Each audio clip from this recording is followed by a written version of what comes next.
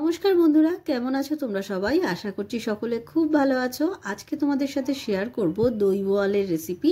বড় সাইজের বোয়াল মাছ দিয়ে এই রেসিপিটি ট্রাই করতে পারো, গরম ভাতে কিন্তু অসাধারণ লাগে।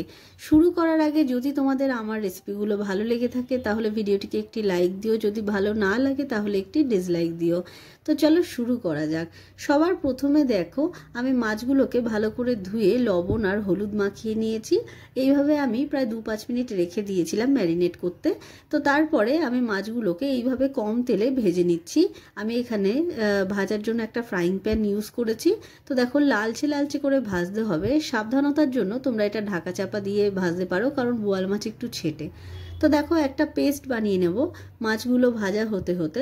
এখানে দিয়ে দিলাম 4 চামচের 2 চামচ মতো টক দই, 1 চামচ মতো জিরের গুঁড়ো আর 1 চামচের একটু কম লঙ্কার গুঁড়ো।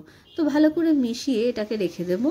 এরপরে মাছগুলো ভাজা হয়ে গেলে আমি মাছগুলোকে নামিয়ে নিচ্ছি।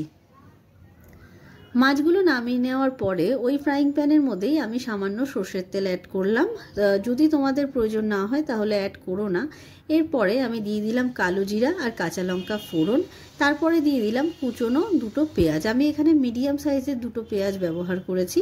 তো দেখো, তোমরা এটা পেঁয়াজ বাটা দিয়েও করতে পারো, কিন্তু আমি এভাবে কুচিয়ে দিয়েছি। পেঁয়াজটা একটুখানি লালচে হয়ে গেলে আমি এখানে দিয়ে দিলাম টমেটো আর লবণ। এটাকে ততক্ষণ ভাজতে হবে যতক্ষণ না টমেটোটা একটু সফট হয়ে আসে। টমেটোটা যখন সফট হয়ে আসবে তখন আমি এখানে দিয়ে দেব আদা আর রসুন গ্রেট করে রাখা। তোমরা এখানে বাটাও ব্যবহার করতে পারো। তো আমি এখানে 1 চা চামচের আদা আর রসুন বাটা দিয়ে দিলাম। তো ভালো করে সব কিছুকে মিশিয়ে নিয়ে এখানে হলুদ দিয়ে দিলাম। হলুদটাকেও আবার ভালো করে একটু ভেজে নেব সব কিছুর সাথে। তো এটা ভাজা হয়ে গেলে আমরা যে পেস্টটা করে রেখেছিলাম সেটা দিয়ে দিলাম। এটা যখনই দেবে তখন গ্যাসের ফ্লেমটা একদম লো করে দেবে, বা গ্যাসটা বন্ধ করেও অ্যাড করতে পারো, কেননা দইটা ফেটে যেতে পারে। তো এরপরে দেখো, ভালো করে আমি নাড়িচাড়ি নিচ্ছি যাতে মশলাটা লেগে না ধরে। তার জন্য আমি সামান্য জল ব্যবহার করেছি। মশলাটা 2-5 মিনিট কষিয়ে নেওয়ার পর আমি এখানে সামান্য জল দিলাম। আর তোমরা গ্রেভির কনসিস্টেন্সিটা নিজেদের অনুযায়ী দিও।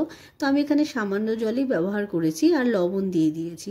এরপরে জলে ফুটে আসলে তারপর আমি মাছগুলো অ্যাড করে দিলাম। মাছগুলো এপিট ওপিট করে নেবে যাতে মশলাটা ভালো করে দুপাশেই লাগে। তো দেখো, এক পাশ ফুটে উঠলে তারপরে আমি মাছটাকে এভাবে পাল্টে দিচ্ছি। এরপরে মাছটা ভালো করে ফুটে গেলে 2-3 মিনিট মতো আমি এখানে ধনেপাতা দিয়ে দিলাম নামানোর আগে। ব্যাস, আমাদের মাছের ঝালটা একদম রেডি। গরম ভাতের সাথে কিন্তু এই রেসিপিটি তোমরা ট্রাই করতে পারো, দারুণ লাগে। তো তোমাদের রেসিপিটি কেমন লাগলো? ভালো লাগলে একটি থামস আপ দিও। Thanks for watching.